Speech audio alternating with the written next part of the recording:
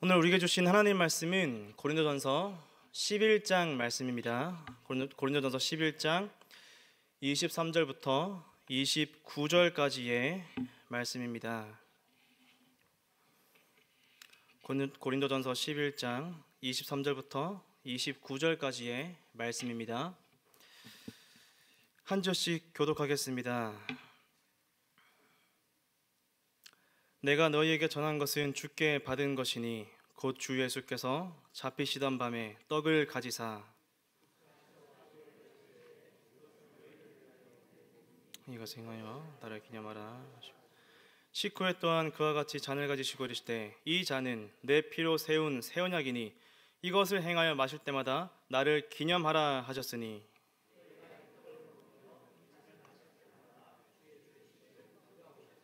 전하는 것이니라. 그러므로 누구든지 주의 떡이나 잔을 합당하지 않게 먹고 마시는 자는 주의 몸과 피에 대하여 죄를 짓는 것이니라. 자기를 살피고 그 후에야 이 떡을 먹고 이 잔을 마시고. 우리 함께 읽겠습니다. 주의 몸을 분별하지 못하고 먹고 마시는 자는 자기의 죄를 먹고 마시는 것이니라. 아멘. 우리 지난주 하이델베르크 요리문답을 복습하겠습니다. 지난주에는 성찬을 통해서 그리스도께 온전히 나아가고 이 성찬을 통해서 형제자매와 화평하고 서로 사랑하면서 성령의 통하심을 누리게 된다라고 지난주에 배웠습니다. 오늘은 하이델베르크 요리문답 30주차입니다.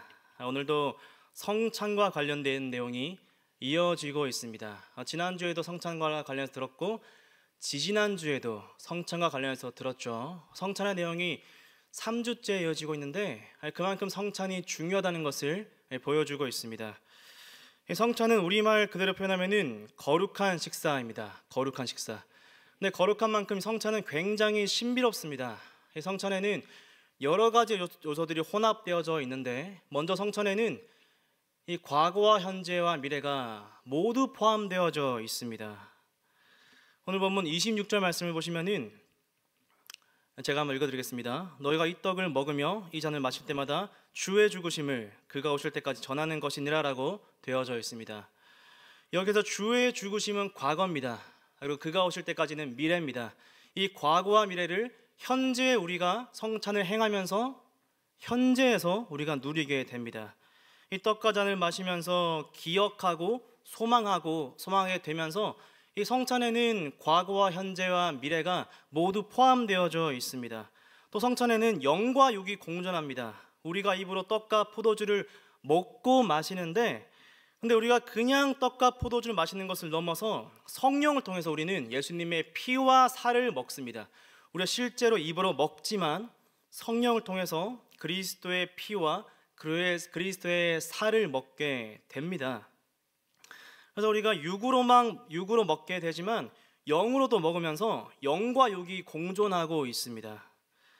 이것뿐만 아니라 성찬에는 이 구약과 신약이 공존하고 있고요. 또 성찬에는 굉장히 신비로운 것들이 많이 녹아져 있습니다. 성경 처음에도 하나님은 아담과 하와에게 소산물을 주시는데 성경 마지막에도 예수님께서 먹고 마시는 종말론적인 혼인잔치를 여십니다.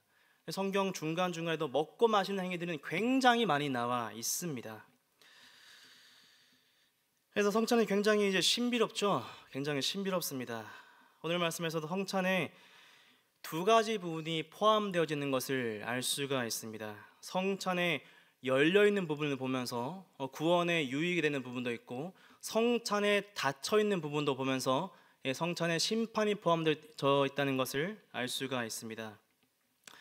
그래서 오늘 말씀에서는 두 가지를 전할 것입니다. 첫째로는 80문을 살펴보면서 성찬의 유익에 대해서 살펴보겠습니다. 또 두 번째로는 81문과 82문을 살펴보면서 성찬의 이 심판의 기능을 살펴볼 것입니다. 성찬에 참여할 수 있는 사람이 있고 참여할 수 없는 사람이 있는데 이 역할에서 이 당회가 중요한 역할을 한다는 것에 대해서 설교하도록 하겠습니다. 첫 번째로 성찬의 유익에 대해서 증거하겠습니다. 성찬은 예수님께서 잡히시던 밤에 제자들에게 떡과 잔을 나눠주시면서 제정하셨습니다. 예수님께서는 6월절의 성찬을 제정하십니다. 그래서 6월절과 성찬은 깊은 연관 관계가 있습니다. 이 구약에 보시면은 유월절은 이스라엘 백성들이 애굽에 있다가 출애굽을 할 때에 하나님이 제정해 주시지 않습니까? 어린 양을 죽이고 이 피를 문설주에 바르고 이 어린 양 가족들이 함께 먹습니다. 이 유월절은 이스라엘이 매년 지키는 절기가 됩니다. 하나님께서는 유월절을 제정해 주신 이유가 무엇이겠습니까? 우리 출애굽기 12장 26절과 27절에 보시면은 그 이유가 나타나 있습니다. 제가 한번 읽어드리겠습니다. 이후에 너희 자녀가 묻기를 이 예식이 무슨 뜻이냐 하거든 너희는 이르기를 이는 여호와의 유월절 제사라. 여호와께서 애굽 사람에게 재앙을 내리실 때에 애굽에 있는 이스라엘 자손의 집을 넘으사 우리의 집을 구원하셨느니라 하라 하매 백성이 머리 숙여 경배하니라. 그러니까 26절과 27절 말씀에 보시면은 자녀가 묻고 부모가 대답하는 이 교리 문답 형식을 가지고 있습니다. 유월절을 지키다가 자녀가 묻습니다. 아버지, 유월절을 왜 지켜야 됩니까? 그러면 아버지가 아들에게 대답해 줍니다. 우리가 애굽에 노예로 있었어. 하지만 하나님께서 애굽에 재앙을 내리셔서 우리가 애굽에서 나왔고 구원을 받게 되었어 라고 말을 해줘야 됩니다. 이 유월절을 지켜야 하는 이유는 하나님의 구원을 기억하기 위해서입니다. 특히 출애굽을 경험하지 못한 그 세대들에게 출애굽을 알려주기 위해서, 하나님의 구원을 알려주기 위해서 이 유월절을 지켜야 합니다. 그들에게 구원을 알려주고 하나님에 대한 믿음을 확신시켜 주면서 지금 이 약속의 땅에서 먹고 마시는 것이 하나님의 은혜라는 것을 깨닫게 해주기 위해서 유월절이 제정되었습니다. 이러한 배경에서 예수님께서는 유월절 날에 성찬을 제정하십니다. 예수님께서는 옛 언약의 유월절을 넘어서 더 완전하고 더 온전한 새 언약의 성찬을 제정하십니다. 일종의 성찬은 유월절의 완성판이라고 할 수가 있는 것입니다. 이 본문 25절 말씀을 함께 읽겠습니다. 25절 말씀을 함께 읽겠습니다. 시작. 식후에 또한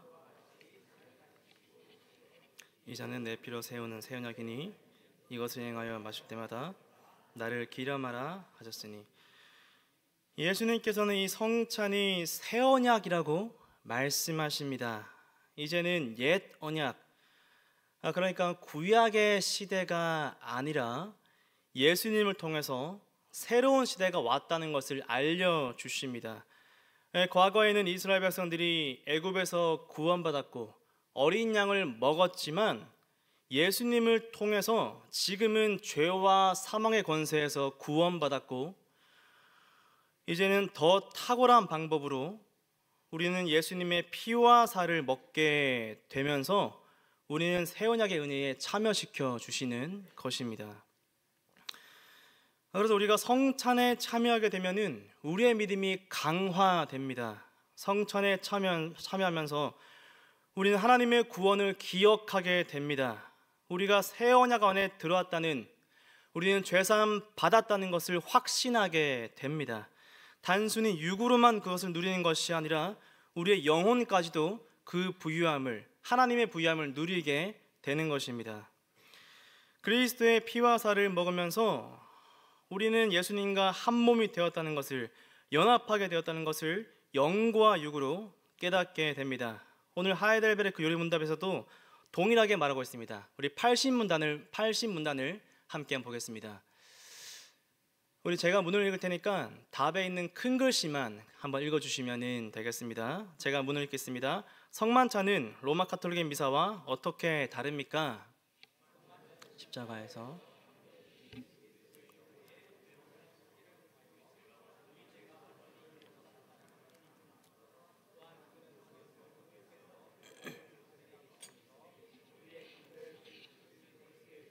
우리를 연합케 하신다는 선언입니다. 이 80문답에 보시면은 선언이 두 가지가 나옵니다. 먼저는 우리의 죄가 완전히 용서받았다는 선언입니다. 두 번째는 우리가 그리스도와 연합되었다는 선언입니다. 그러니까 죄사함과 연합에 대한 선언이 동시에 이루어지게 되는 것인데, 이 죄사함과 연합은 이 거룩하고 굉장히 긴밀한 연관이 되어져 있습니다. 보통 거룩을 생각하면은 율법을 잘 지키고 죄를 안 지면은 거룩하다라고 할 수가 있겠죠. 율법적인 의로움이 있을 수 있습니다. 그리고 거룩은 거리와 관련해서 생각할 수가 있습니다. 예를 들어서 성전이 있으면은 성전에 가까이 있는 불은 거룩한 불입니다. 성전에 멀리 있는 불은 거룩할까요? 부정할까요? 부정한 불이 되겠죠. 성전에 가까이 있는 떡은 거룩한 떡이 됩니다. 진설병 같은 것들이 거룩한 떡이죠. 근데 성전과 멀리 떨어져 있는 떡은 부정한 떡이 됩니다. 사람도 마찬가지로 지성소에 갈 수 있는 아론이, 이 대제사장이 가장 거룩한 사람이고, 지성소와 가장 멀리 떨어져 있는 이방 민족들이 부정한 백성들입니다. 이 거룩은 이 거리와 관련해서 생각을 할 수가 있습니다. 자, 그러면은 이 그리스도와 연합한 사람은 거룩합니까? 아니면은 부정합니까? 당연히 거룩하죠. 당연히 거룩하죠. 그리스도와 연합한 사람은 그리스도와 예수님과 가장 가까이에 있는 사람입니다. 예수님과 한 몸으로 세움을 받은 사람입니다. 예수님과 한 몸이 되어졌기 때문에 예수님과 연합한 사람은 당연히 거룩한 사람이고 또 가장 거룩한 사람입니다. 성경에 보시면 예수님을 교회의 머리라고 설명하고 교회를 예수님의 몸이라고 합니다. 예수님과 연합한 사람은 한 몸, 한 지체이기 때문에 거룩한 사람입니다. 우리는 이 연합의 은혜를 성찬 시간에 씹고 뜯고 맛보고 즐기면서 그분과 연합을 실감하고 죄사함의 은혜를 더 깊이 누릴 수가 있게 되는 것입니다. 그래서 성찬은 신앙의 성장에 있어서 사실 가장 중요한 도구입니다. 성찬은 자주 시행되어져야 되고 또 부지런히 참석해야 됩니다. 예수님께서는 이 성찬을 자신이 다시 오실 때까지 지키라고 명령하셨습니다. 혹시 이제 성찬이 너무 자주 시행되면은 뭔가 이제 감흥이 없고 또 이제 매너리즘에 빠지게 되는 것은 아닌지 생각될 수도 있습니다. 그러나 설교가 귀에 들리는 말씀이라면은 성찬은 눈에 보이는 말씀입니다. 그래서 설교가 매주 시행되는 것처럼 성찬이 자주 시행되면은 굉장히 이제 감사한 것이죠. 매너리즘에 빠지는 것이 아니라 오히려 예수님이 다시 오시는 그날을, 예수님의 그 혼인 잔치를 더욱더 소망하게 됩니다. 예를 들어서 이제 이런 것과 같습니다. 제가 이제 고향이 이제 울산인데 제가 고향 친구를 예를 들어서 한 12월 15일쯤에 만나기로 했다고 생각해 봅시다. 그럼 그 기간 동안이 있잖아요. 2주 동안의 기간이 있는데 오랜만에 친구를 만나는데 약속 전날까지 아무런 연락이 없는 거예요. 15일 날 만나야 되는데 한 14일까지 아무런 연락이 없는 거예요. 그러면 이제 이런 생각하겠죠. 내일 정말 만나는 건가? 만나는 게 귀찮나? 그냥 만나지 말자 할까? 나를 안 만나고 싶어 하는 거 아닐까? 이제 그런 생각을 할 수가 있을 겁니다. 근데 만약에 만나기 전에 계속 연락을 하는 거예요. 야, 나 이제 울산역 어디에 이제 몇 시에 내린다. 나 마중 나와라. 우리 밥 뭐 먹자. 커피는 어디가 맛있냐? 하면서 그 사람과 계속 연락하면서 어떤 걸 선물로 줄까? 무슨 얘기 할까? 계속해서 그런 연락을 주고받으면서 만남을 준비하는 것이죠. 이렇게 만남을 계속해서 준비하게 되면은 그 사람과의 만남을 기대하게 됩니다. 무슨 말을 하면 좋을까? 만나면 얼마나 기쁠까? 그 실제로 만나게 되면은 더 반갑죠. 성찬은 자주 하면은 이렇게 됩니다. 예수님이 다시 오실 때까지 성찬을 시행하게 되면은 이 땅에서 예수님과 연합을 계속해서 누리면서 예수님이 다시 오시는 그날, 예수님께서 완전하게 베풀어 주시는 그 혼인 잔치를 갈망하고 소망하게 되는 것입니다.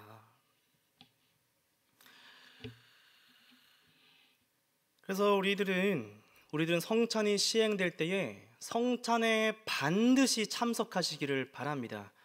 당회에서도 성찬이 시행될 때에 성도들을 참석하기 위해서 독려해 주시기를 바랍니다. 우리 부모들도 우리 아이들이 입교했거나 세례를 받았다면은 성찬단에 반드시 데려오십시오. 세례단에서 끝나면 안 되고 세례받은 이 아이를 성찬단까지 데려와야 됩니다.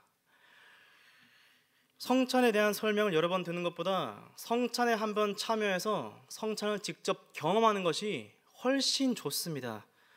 그렇게 우리가 성찬에 부지런히 참여하게 될 때에 우리는 새 언약 아래에서 그리스도의 연합과 죄사함의 은혜를 풍성히 누릴 수가 있게 될 것입니다. 성찬을 통해서 더 큰 거룩으로 나아갈 수가 있게 됩니다. 예수님께서는 우리의 연약함을 아시고 자신의 몸을 찢어가시고 피를 흘리면서 우리의 성찬상을 주셨습니다. 그리스도께 차려주시는 떡과 포도주를 먹고 마시면서 성찬의 은혜가 여러분에게 충만하기를 주님의 이름으로 축원합니다. 두 번째는 성찬에 닫혀있는 부분, 성찬의 심판 기능에 대해서 증거하도록 하겠습니다.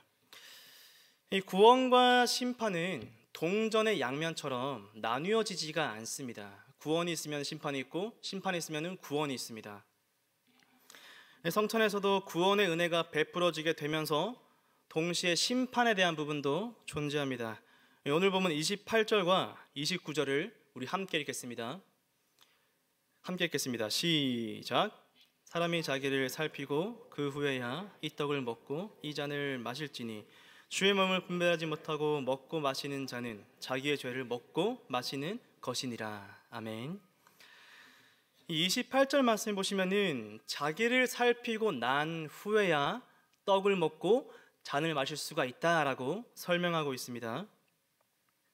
여기서 자기 몸을 살핀다는 것은 우리가 완전히 거룩해진 다음에 성찬에 참여할 수 있다는 것이 아니라 우리가 성찬에 참여할 때에 죄에 넘어질 때도 있지만 회개하고 하나님께 돌아오고 은혜를 구하면서 거룩함을 향해 달려가는 자들이 성찬에 참여할 수 있다고 말하고 있는 것입니다. 우리 81문답에서도 동일하게 증거하고 있습니다. 우리 81문답을 제가 문을 읽으면 답을 읽어주시면 되겠습니다.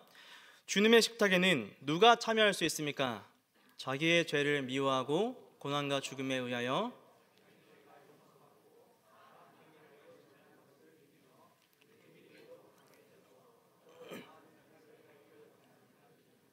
그러나 위선들과 회개치 않는 자들은 그들의 심판을 먹고 마시는 것이 됩니다. 주님의 식탁에 누가 참여할 수 있습니까? 죄를 하나도 짓지 않은 사람 참여하는 것이 아니라 죄를 미워하고 그리스도의 은혜를 믿고 더 거룩해지기를 바라는 자들이 성찬에 참여할 수가 있습니다. 그래서 사실 성찬은 성화에 있어서 정말 중요한 방편입니다. 우리가 거룩함으로 나아가는 것에 있어서 성찬은 정말 중요한 방편입니다. 왜냐하면 참 신자들은 성찬이 있으면 죄를 회개하게 됩니다. 자신의 상태를 살피게 됩니다. 거룩함을 갈망하게 됩니다. 그렇기 때문에 성찬이 있으면 참 신자들은 자연스럽게 성화의 그 과정에 참여하게 되는 것입니다. 근데 81문답 뒷부분에 보시면은 성찬에 참여할 수 없는 자들이 등장합니다. 위선자들과 회개치 않는 자들은 성찬에 참여할 수가 없습니다. 위선자들과 회개하지 않는 사람들이 어떤 사람들입니까? 죄를 깨닫지 못하는 사람들입니다. 은혜를 모르는 사람들입니다. 예수 그리스도가 나에게 필요하다는 것을 알지 못하는 자들입니다. 이 회개하지 않고 위선적인 사람들은 참여하게 될 때에 성찬의 유익을 누리는 것이 아니라 오히려 심판 아래에 거하게 됩니다. 자신의 죄를 먹고 마시는 것이 됩니다. 82문답에서는 이것을 더욱더 자세하게 설명하고 있습니다. 우리 82문답에서는 이 불경건한 자들이 성찬에 참여하는 것에 대해서 묻고 대답하고 있습니다. 이 문의 답에 보시면은 불경건한 자들이 성찬에 참여하는 것이 안 된다라고 증거하고 있습니다. 이 성찬에 참여하는 것은 언약을 무시하는 것이며 전 회중에게 하나님의 진노를 초래하는 일이라고 말해주고 있습니다. 이 불경건한 사람이 혼자서 성찬에 참여한 것인데 그 사람이 혼자 죄를 먹고 마시는 것인데 그럼 혼자 심판 당해야 될 것 같은데 근데 혼자 심판을 당하는 것이 아니라 전 회중에게 하나님의 진노가 임한다라고 말해주고 있습니다. 이 불경건한 건 저 사람인데 근데 내가 왜 이제 진노를 당해야 될까요? 이 문구는 우리 현대 개인주의에 익숙한 사람들에게는 잘 이해가 되지 않는 말입니다. 그러나 성경에서는 오히려 그러한 개인주의를 배격하고 있습니다.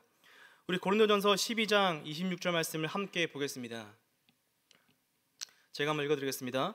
만일 한 지체가 고통받으면은 모든 지체가 함께 고통을 받고 한 지체가 영광을 얻으면은 모든 지체가 즐거워하느니라 라고 말하고 있습니다. 교회의 한 지체가 고통받으면은 모든 지체가 고통받고 한 지체가 영광받으면은 모든 지체가 즐거워합니다. 교회의 한 지체가 문제가 생기면은 그것은 몸 전체에 문제가 발생한 것입니다. 성찬은 그리스도와 연합하는 것이면서 동시에 그리스도의 몸인 교회와 연합하는 것이기 때문에 그렇습니다. 그렇기 때문에 성찬에 불경건한 자들 참석하게 되면은 교회 전체가 하나님의 진노를 불러일으키는 것이 됩니다. 그래서 교회는 성찬에 불경건한 자들이 참여할 수 없도록 해야 됩니다. 불경건한 자들에게는 성찬의 문을 닫으면서 교회의 거룩성을 지켜야 됩니다. 이렇게 성찬의 문을 닫는 것은 82문단의 뒷부분에 보시면은 말해주고 있습니다. 이 뒷부분에 보시면은 제가 한번 읽어드리도록 하겠습니다.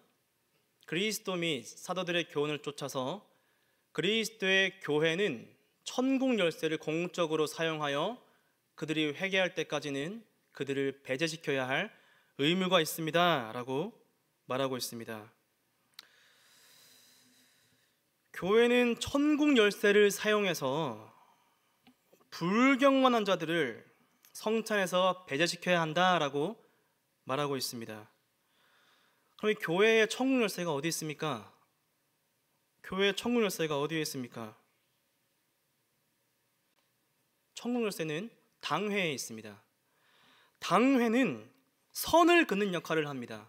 세례를 받을 수 있는 사람들, 세례를 받을 수 없는 사람들, 성찬에 참여할 수 있는 사람들, 참여할 수 없는 사람들을 당회에서 선을 그어 주어야 합니다. 당회는 선을 긋는 역할을 하면서 불경건한 자들이 성찬에 참여할 수 없도록 해야 됩니다. 이것을 다른 말로 표현하면 권징이라고 합니다. 교회에서 공적으로 권징을 당한 사람들, 특별히 수찬정지를 당한 사람들은 성찬에 참여할 수가 없습니다. 성찬에 참여하지 못한다는 것은 그 사람에게 일정 기간 동안 죄사함의 은혜와 연합의 은혜를 누리지 못하게 한다는 것입니다. 다만 이 권징은 그 사람에게 벌을 주는 것이 목적이 아니라 죄를 깨닫게 하고 회개하게 하기 위함입니다. 만약 어떤 사람이 권징을 당하고 죄를 뉘우치고 회개하게 되면은 당회에서는 권징을 풀어줘야 됩니다. 이것을 해벌이라고 합니다. 해벌하면서 그 사람을 다시 성찬단으로 데리고 와야 합니다. 당회에서 권징을 시행하면서 성찬상과 교회의 거룩성을 지켜나가야 하는 것입니다. 이 권징의 1차적으로는 당회에 이르기도 하지만 사실 교회 전체가 함께 책임을 져야 되는 일입니다. 우리 이웃이 죄가 더 커지기 전에 사실 서로가 서로에게 권면할 수가 있어야 됩니다. 서로가 서로에게 사랑으로서 권징할 수가 있어야 됩니다. 물론 이제 서로가 권징하는 것이 그 사람이 정말 싫어서 권징하는 거라면은 안 하는 게 낫습니다. 그런데 정말 그 사람이 안타깝고 정말 죄에서 돌이키면 좋을 것 같은 이 사랑하는 마음이 들면은 그 사람에게 권면할 수 있어야 됩니다. 물론 이 권면의 말을 타인에게 하는 것이 쉽지 않죠. 목사인 저도 다른 사람에게 권면하는 것이, 입 바른 소리 하는 것이 쉽지 않을 때가 많습니다. 그러나 우리가 서로를 사랑하면서 권면하게 될 때에 교회는 거룩해지게 됩니다. 교회는 거룩함으로 나아갈 수가 있게 됩니다. 나 혼자만 거룩해지는 것이 아니라 성찬이 거룩하게 시행되면서 교회 전체가 공동체적인 성화로 나아갈 수가 있게 됩니다. 개인주의를 넘어서 교회 전체의 거룩함으로 이어지게 되는 것입니다. 그렇게 우리가 교회의 거룩성을 지키면서 성찬을 시행하게 될 때에 우리는 그 거룩한 식탁에서 그리스도의 피와 살을 통해 더 큰 유익을 누릴 수 있게 될 것이고, 어린 양의 혼인잔치를 이 세상에서부터 누릴 수가 있게 될 것입니다. 이 말씀 뵙도록 하겠습니다. 심장으로 가는 길은 위장에 있다라는 문구가 있습니다. 이 심장으로 가는 길은 위장에 있다. 이 말은 성찬에 동일하게 적용시킬 수가 있을 것 같습니다. 우리의 영혼의 유익은 성찬상에서 먹고 마시는 것에 있습니다. 그리스도께서 제정하신 성찬이 시행될 때에 부지런히 참석하셔서 그분과 연합 풍성히 누리시기를 바랍니다. 그분과의 연합 안에서 우리는 더 큰 거룩으로 나아갈 수가 있고 교회의 한몸됨을 더욱더 깊이 누리게 될 수가 있을 것입니다. 성찬을 통해서 영적인 유익을 누리는 우리 꿈꾸는 교회가 되기를 주님의 이름으로 축원합니다.